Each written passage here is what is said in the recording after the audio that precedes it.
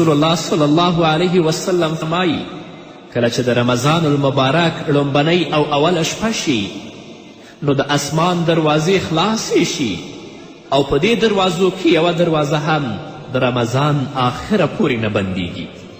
د روژې مبارکه میاشت په اوله شپه د اسمان ټولې دروازې خلاصیږي او تر څو چې د روژې مبارکه میاشت نه وي تیره شوې یوه دروازه هم نه بندیږي.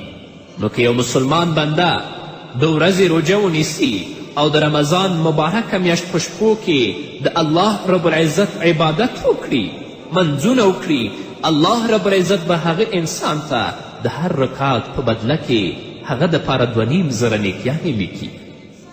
د روژې په مبارکه میاشت کې که ته یو رکعت لمونځ هم کوې الله رب العزت به تا ته د یو رکعت په بدل کې 2.5 نیکیانې لیکي. او رسول الله صلی الله علیه وسلم فرمایي د هر رکعت په بدل کې به الله رب العزت هغه دپاره یو کور په جنت کې جوړوي. او بیا چې کله روژهدار د رمضان د لومبۍ ورځې روژه وساتي نو د هغه تیر شوي رمضان نه واخله تر اوسه پورې ټول ګناهونه الله د هغه بخي. په تیر کال کې تا روژه ونیوله خو اوس سږ کال هم د روژې مبارکه میاشت راغله په دې کې د اوله ورځ روژه ونیوله نو څومره صغیره ګناهونه چې تا د دې روژې نه تر هغه روژې پورې کړي دي الله هغه ټول درته معاف کوي. لکه چې رسول الله صلی الله علیه وسلم فرمایي یو رمضان تر بل رمضانه پورې دا کفاره دپاره د هغو ګناهونو چې د 2 رمضانونو ترمنځ شوي وي.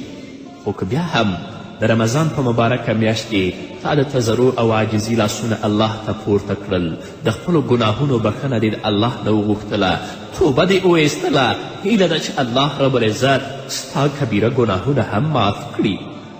او هغه انسان چې ډیر په اخلاص او صداقت سره روژه نیسي د ورځې او یا زره فرښتې د هغه لپاره د سهار نه واخله تر مر پرېوتلو پورې مغفرت غواړي او د هر رکعت په بدله کې که ته د ورځې کوې یا شپې کوي الله رب العزت تا ته په جنت کې داسې اونه لګوي چې د هغه په سوري کې تقریبا 500 کاله سور کس مزل وکړي د هغه سوری نشي ختمولی. دا څومره فضائل دي، څومره زیات فضیلت دی. نو په یو رکعت باندې څومره الله تا ته ثواب درکوي. خو بیا هم موږ د غفلت او سستی او کوتاهي په وجه باندې بیا هم الله ته نه متوجه کیږو. د ورځې هم په لا و لعب باندې مصروفه یو او چې کله شپه شي ستړي یو خوراک وکړو، مونځ وکړو یا ونه کړو، بیا د خوب بسترې ته ورغلي یو، عبادات، طاعت، د کلام د الله رب العزت د کلام تلاوت، هر څه رانه پاتې الله رب العزت دې موږ د خپل فضل او رحم نه محرومه کوي. نو قدرمنو اوریدونکو د رمضان په مبارکه میاشت کې د الله رب العزت رحمت د تیز باران په شان باندې وریږي. د روژې مبارکه میاشت شپه هم د الله رب العزت د رحمت کسب ذریعه ده. نو د روژې مبارکه میاشت شپه او ورځ د الله رب العزت د رحمت د کسب ذریعې دي.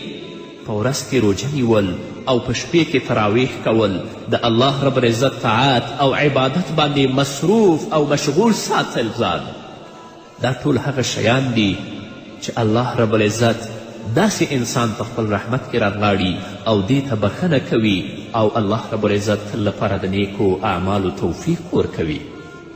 ځکه رسول الله صلی الله علیه وسلم فرمایي من صام رمضان ایمانا و احتسابا غفر له ما تقدم من ذنبه.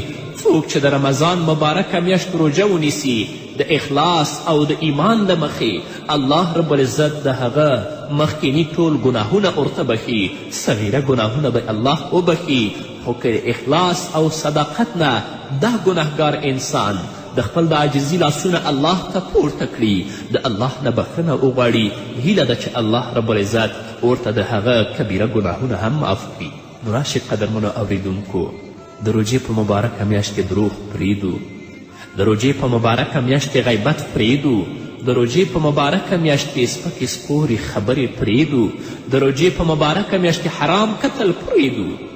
ځینې ورونه داسې هم شته چې د ورځې خپل مشغولتیا او د خپل مصروفتیا یې البته حرامو ته کتل جوړ کړي وي، ټوله ورځ ناروا سریالونه، ناروا فلمونه ګوري. او ځینې ورونه او خویندې داسې هم شته چې د روژې په مبارکه میاشت کې خپل مشغولتیا د موسیقي اوریدل ګرځولي وي. نه، دا پرېږدئ. راشئ الله ته متوجه شئ. د خپل د بدن ټول غړي روژهدار کړئ تر څو چې الله رب العزت تاسو ته بخښنه وکړي. او که دروغ پرې نه دو، غیبت پرې نه دو، حرام کتل او حرام اوریدل پرې نه دو، بیا د روژې نه کم ثواب زموږ لپاره نشته. رسول الله فرمایي من لم یدع قول الزور والعمل به فلیس لله حاجة فی ان یدع طعامه و شرابه. څوک چې د روژې په مبارکه میاشت کې زور نه پرېږدي، زور خبرې، فحشا، منکرات، فجایع، دروغ، غیبت او تهمات، نو الله رب العزت ته کم حاجت نشته، یا الله حاجت نه لري چې تاسې خوراک او څښاک نه کوئ. الله دې ماته، تاسو ته او د نړۍ ټولو مسلمانانو ته د نیکو اعمالو توفیق راکړي چې په دې میاشت کې خپل رب د خپل ځان نه راضي کړو او کوشش وکړو چې په خپل عبادت، په خپل طاعت او په خپلو زاریو سره الله زموږ نه راضي شي او زموږ ګناهونه موږ ته معاف کړي.